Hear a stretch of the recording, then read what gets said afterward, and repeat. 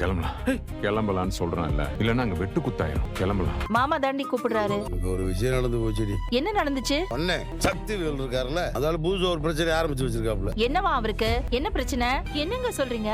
அவருக்கு வாய் இருக்குங்கிறதுக்காக இஷ்டத்துக்கு பேசுவாரா எங்க அண்ணன்? எங்க கதிர் பெரிய அண்ணனை கூட்டிட்டு எங்கெங்க போயிட போறான்? கூட்டுக்கு இல்ல, கடத்திக்கு போயிட்டானா. சாப்பிட உட்காந்துருக்கேன், வீட்டு வாசப்பல் நின்றுக்கிட்டு தாலி என்னென்னமோ சொல்லி தராப்ல. என்ன பண்றது எனக்கு ஒண்ணுமே புரியல. நீங்க கதிர் கிட்ட பேசுனீங்களா? அவரை கூட்டுக்கு வர முடியாது சொன்னேன். அப்ப அண்ணன் கதிர் கூடவா இருக்காரு? ஆமாடி. நான் உடனே இன்னைக்கு நைட்டே கிளம்பி வரேங்க. நாங்க 3 பேரும் இப்ப ராத்திரியே கிளம்பி வரோங்க. நாங்க பஸ் பிடிச்சே போயிருப்போம். காரெல்லாம் சொல்லிருக்கவே வேண்டாம். வீட்ல பிரச்சனைன்னு வேற சொல்றீங்க, கார்லயே போயிட்டு வந்துருங்க. சுரேஷ் தம்பியும் தேவையில்லாம எங்க கூட ஊருக்கு வரேன்னு அடம் பிடிக்குது. சுரேஷ் தனியா வர்றது கஷ்டம்னா மதியம் கூட போட்டுமே. நீ அழகு மதியம் கூட்டிட்டு போடா. அண்ணே ரொம்ப நல்லா கவனிச்சுக்கிட்டீங்க, ரொம்ப சந்தோஷம். மலரு, நீ ரொம்ப நல்ல பொண்ணு, உனக்கு ரொம்ப நல்ல மனசு. உன் மனசுக்கு நீ ரொம்ப நல்லா இருப்பம்மா. கண்டிப்பா எங்க ஊருக்கு வா. வரேன். இதுங்க யாரா இப்ப வந்து இறங்குதுங்க? இது எங்களோட வீடு, அதான் ராஜியோட வீடு. அந்த மீசக்காரர் தான் ராஜியோட சித்தப்பா. ஹலோ, ஒரு நிமிஷம். உள்ள வளர்க்கறதுல தங்க பதக்கம் வாங்குற மாதிரி அப்படியே தலையில தூக்கி வச்சுட்டு ஆடுவில்ல. உத்தம புத்திர இப்ப என்ன பண்ணிருக்கான் தெரியுமா? எங்க அண்ணனை அவன் கடத்திட்டு போயிருக்கான். ஏய், தேவையில்லாம பேசாத, வாயை மூடிக்கிட்டு இரு. அத போல வாங்க. அரசி, அம்மா வந்துட்டியா? அண்ணனை பத்தி என்னென்னமோ சொல்றாங்க. எல்லாம் தெரியும். முதல்ல வந்தவங்களுக்கு தண்ணி கொடு. இவன் மட்டும் வரா? ஏய், பெரிய பையங்கடா. வந்துட்டாங்க. ஏய் அண்ணன்டா. பெரியப்பா. அண்ணா என்னண்ணா? அண்ணா என்னண்ணா இப்படி பயமுறுத்திட்டீங்களே? சும்மாவே இருக்க மாட்டியா? எல்லாத்துக்கும் பிரச்சனை பண்ணிட்டு. மீனா, அவர்தான் ராஜியோட ஹஸ்பண்டா?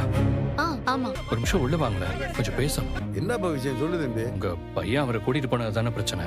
உங்க பையன் ஏன் ராஜியோட அப்பாவை சென்னை கூட்டு போனான்னு எனக்கு தெரியும். கதிரை நான் சென்னையில பார்த்தேன். அவர் உங்க பையனோ ராஜியோட ஹஸ்பண்டோ அப்ப எனக்கு தெரியாது.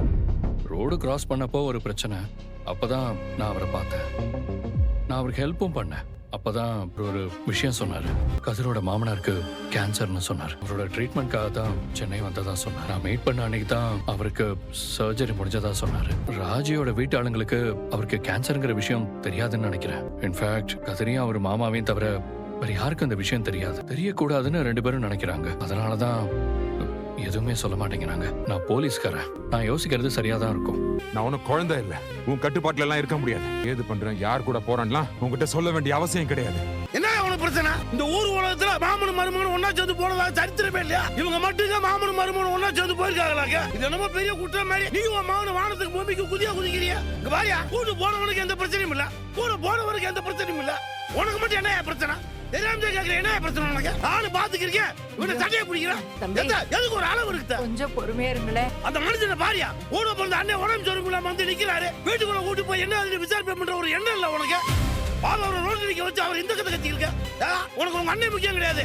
என் மேல கஜில் கூட சண்டை போடணும், சட்டையை பிடிக்கணும், எங்களை எல்லாம் கத்த விடுங்க. இதானே உனக்கு ஆசை? அதான் உங்க அண்ணன் வந்துட்டார்ல, உன்னை கூட்டி போய் விசாரி என்ன நினைச்சு ஏது நினைச்சிட்டு அதை விட்டு இப்படி எங்ககிட்ட கத்தாத. உள்ள விட்டு அம்மா வந்து சத்தம் போட்டுக்கிட்டு கத்திக்கிட்டு வேற வேலை இல்லை உனக்கு. இல்ல கதிரே வாடா. கொஞ்ச நாளா நான் ஒரு மாதிரியா இருக்கேன்னு எல்லாரும் சொன்னீங்கல்ல. ஒரு நாள் அடி வயித்துல வலி வந்துச்சு, ஒரு கட்டி மாதிரி இருந்துச்சு. டாக்டர் கிட்ட போனேன். எனக்கு ஹெர்னியா ஆபரேஷன் பண்ணணும்னு சொன்னாங்க. அப்படின்னா என்னப்பா? குடல் இறக்கம்மா. ஹாஸ்பிட்டல்ல இருந்து வெளியே வந்தப்பதான் கதிரியை பார்த்து என்ன பிரச்சனைன்னு என்கிட்ட கேட்டான். வேற வழி இல்லாம அவங்ககிட்ட சொன்னேன், கூட இருக்கேன்னு சொன்னேன். இத்தனை பேர் இருக்கோம், கிட்ட சொல்லாம அவங்ககிட்ட என்ன சொன்னீங்க? அவன் என்ன உங்க கூட இருக்கணும் நாங்கெல்லாம் இருக்கிறப்ப?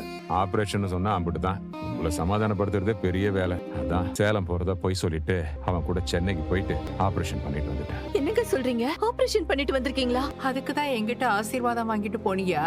ஆமாம்மா, என் ஆபரேஷன் செலவுக்கு தான் கதிர் அக்கௌண்ட்டுக்கு கேஷியர்ட்ட சொல்லி 10 லட்சம் ரூபாய் கேஷ் போட சொன்னேன். அவருக்கு கொஞ்சம் உடம்பு சரியில்லை, மெடிக்கல் ட்ரீட்மெண்ட் தேவைப்பட்டுச்சு. அதனாலதான் அவங்க வீட்ல யாருக்கும் சொல்லல. அதான் நானும் அவர் கூட நின்னேன். சாரி ராஜி, உன்கிட்ட கூட நான் எதுவுமே சொல்லல. முத்துன்னு ஒருத்தர் கிட்ட பேசிட்டு இருந்தேன். நீ கூட யாருன்னு கேட்டல. நான் கூட கஸ்டமர்னு சொன்னேன். அந்த முத்து வேற யாரும் உங்க அப்பா தான். அவரோட ட்ரீட்மெண்ட்டுக்கு போகணும்னு தான் நீ எக்ஸாம் எழுத போகும்போது என்னால உன் கூட வர முடியல. ஏண்டா, நான் உனக்கு போன் பண்ணும்போது நீ யாரு கூடவோ ஹாஸ்பிட்டல்ல இருக்கேன்னு சொன்னியே, அது அண்ணன் தானா?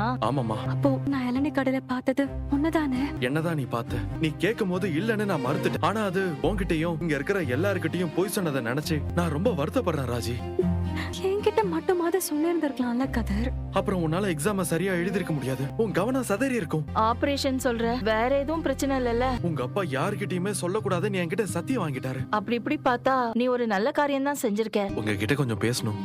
இவங்களுக்கு எல்லாம் தெரியும். நம்ம சென்னையில பார்த்தது, உங்க மாமாவை பத்தி சொன்னது எல்லாமே தெரியும்.